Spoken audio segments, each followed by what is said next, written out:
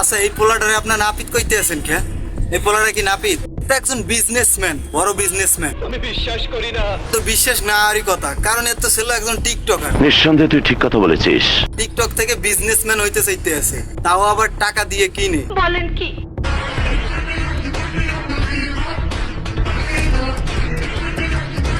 মিরাজ আফ্রিদি আর Prince মামুনের মতন salon দেওয়া দেখে এই পোলাও একটা সেলুন দিছিল।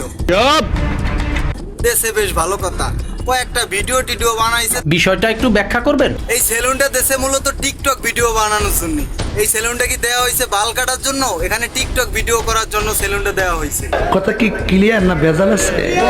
ও পাগল, দেশে বেশ ভালো কথা একটা সেলুন দেশে। সেখানে আমাকে বাল সাল যদি বড় হয় যাবো কাটতে, তা সেখানে আবার টিকটক করা লাগবে কে? সঠিক বলেছেন।